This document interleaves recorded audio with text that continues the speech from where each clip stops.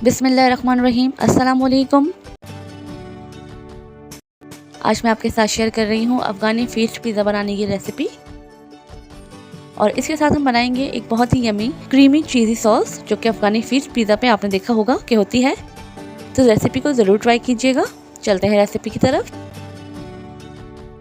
सबसे पहले मैंने एक कप में लिया है 1 tablespoon instant east. Instant east आपको किसी भी जनरल स्टोर पे बहुत आराम से मिल जाएगा। 1 टेबलस्पून ईस्ट लिया है, उसमें मैंने हाफ कप गर्म पानी डाला है। नीम गर्म पानी डालना है, बहुत ज़्यादा पानी गर्म होगा तो ईस्ट जो है वो एक्टिव नहीं होगा, बल्कि वो काम नहीं करेगा और आपकी डो ख़राब हो जाएगी।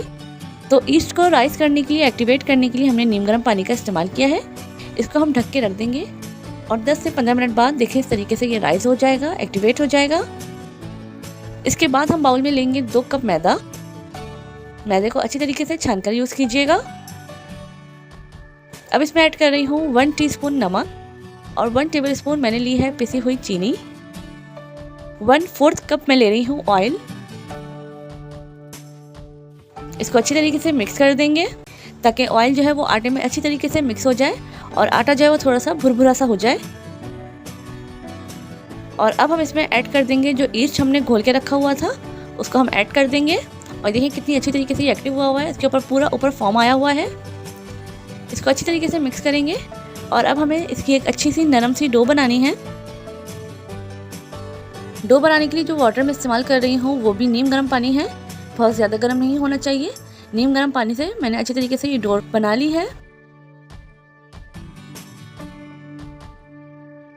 काउंटर पे डाल के इसको अच्छी तरीके से मज़ीद इसको नीट करना है हमें, क्योंकि ईस्ट का जो दाना होता है हमें वो ख़त्म करना है। अभी डो आपकी फटी फटी हो रही है और थोड़ी सी स्टिकी भी है। इसको हम अच्छी तरीके से नीट करेंगे तकरीबन 5 से 7 मिनट के लिए, जब तक ये डो बहुत अच्छी तरीके से सॉफ्ट और स्मूथ ना हो जाए। और ये देखिए डो हमारी इस तरीके से बहुत ही सॉफ्ट और स्मूथ हो चुकी है और ये हाथों पे बिल्कुल भी नहीं चिपक रही है।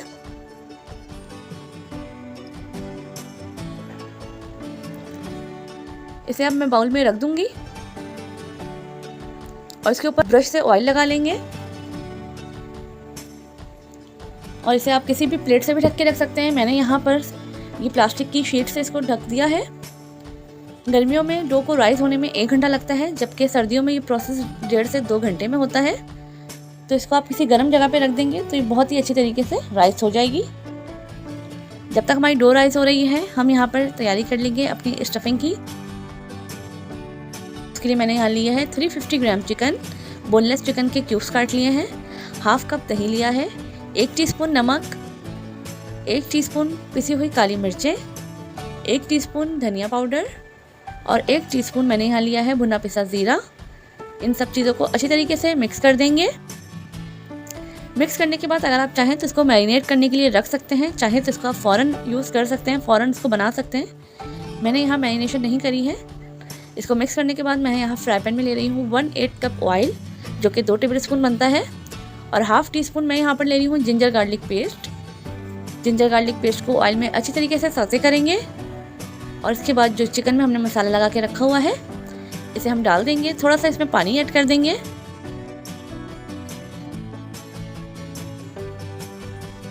चिकन को अच्छी तरीके से पका लेंगे ताकि इसका सारा पानी ड्राई हो जाए और जो चिकन है वो अच्छी तरीके से टेंडर हो जाए। और जब इस तरीके से इसका सारा पानी ड्राई हो जाएगा और चिकन भी पक जाएगी, तो हम यहाँ पर ऐड कर देंगे 2 टेबलस्पून के करीब फ्रेश क्रीम और इसको अच्छी तरीके से मिक्स कर देंगे। टॉपिंग के लिए चिकन हमारी बिल्कुल रेडी है। इसको साइड पे रख देंगे ठंडा होने के लिए और वापस चलेंगे डो की तरफ। देखिए 1 से 1.5 घंटे बाद हमारी डो जो है वो इस तरीके से बहुत ही अच्छी तरीके से राइस हो चुकी है। आप भी इसी रेसिपी को ट्राई कीजिएगा, इंशाल्लाह आपकी डो भी बहुत ज़बरदस्त बनेगी। अब हम डो को डिफ्लेट कर देंगे और इस तरीके से इसकी सारी एयर निकाल देंगे।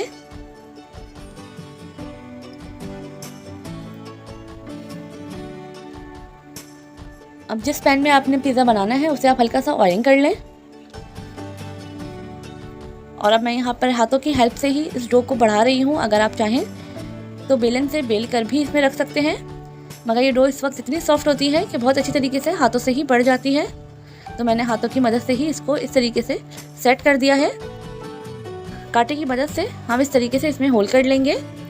ये होल हम इसलिए करेंगे कि ताकि जब हमारा पिज़्ज़ा बेक हो तो ये रोटी की तरीके से फूले नहीं। यहाँ मैंने पिज़्ज़ा सॉस बनाया है। 1 टेबलस्पून केचप में हाफ टी स्पून ऑरिगेनो और half teaspoon red chilli flakes डाल के अच्छी तरीके से मिक्स कर दिया है।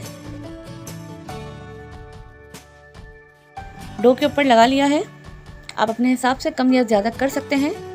आप जो मर्ज़ी चाहे टॉपिंग भी कर सकते हैं। इसके ऊपर मैं यूज़ कर रही हूँ मोज़रेला चीज़। मोज़रेला चीज़ की लेयर डालने के बाद जो चिकन हमने पका के रखी हुई थी वो हमने इसमें डाल दी है और ऊपर से अनियंस डाल रही हूँ थोड़ी सी, और इसके बाद दोबारा मोज़रेला चीज़ डाल देंगे। यह है मेरे पास हैलोपिनो है, ये मैंने लगा दी है। इसके ऊपर ऑरिगेनो और थोड़े से रेड चिली फ्लेक्स को हम डाल देंगे और इसको बेक होने के लिए रखेंगे।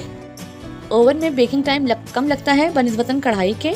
कढ़ाई में ये पिज़्ज़ा बेक होने में तकरीबन 30 से 35 मिनट ज़रूर लगेंगे। तो इसको अच्छी तरीके से हम बेक होने देंगे जब तक इसका बहुत अच्छा सा कलर नहीं आ जाता।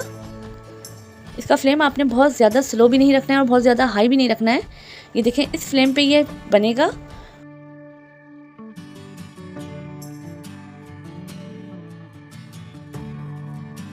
जब तक हमारा पिज़्ज़ा बेक हो रहा है हम यहाँ बना रहे हैं चीज़ सॉस। उसके लिए मैंने यहाँ पर लिया है 1 टेबलस्पून मक्खन। वो जब मेल्ट हो जाएगा तो उसमें मैंने ऐड कर दिया है 2 टेबलस्पून मैदा। मैदे को मक्खन के साथ अच्छी तरीके से भून लेंगे और इसके बाद हम यहाँ ऐड करेंगे 1 कप दूध। दूध हमें आहिस्ता आहिस्ता ऐड करना है। पहले हम थोड़ा सा दूध ऐड करेंगे और अच्छी तरीके से इसको मिक्स कर देंगे ताकि कोई भी लम्स वगैरह ना रहे। फिर थोड़ा सा मैंने दूध ऐड किया है और फिर इसको अच्छी तरीके से मिक्स करा है और इस तरीके से सारा दूध ऐड करने के बाद अच्छी तरीके से मिक्स कर देंगे ताकि कोई भी गुठलियाँ वगैरह ना रहें। अगर रहती भी हैं तो आप विक्स की मदद से इसको अच्छी तरीके से मिक्स कर सकते हैं। अब मैं यहाँ ऐड कर रही हूँ चेडर चीज़। 100 ग्राम्स मैंने यहाँ पर चेडर चीज़ लिया है और आप इस चीज़ सॉस के लिए चेडर चीज़ ही यूज़ कीजिएगा, मोज़रेला यूज़ मत कीजिएगा क्योंकि मोज़रेला चीज़ से थ्रेड्स बनने लग जाते हैं। तो चीज़ सॉस के लिए हमें चेडर चीज़ ही यूज़ करना है, ये बेस्ट रहेगा। और देखिए चीज़ सॉस हमारा ज़बरदस्त रेडी है। पिज़्ज़ा बहुत अच्छा सा बेक हो चुका है, इसको हम निकाल लेंगे।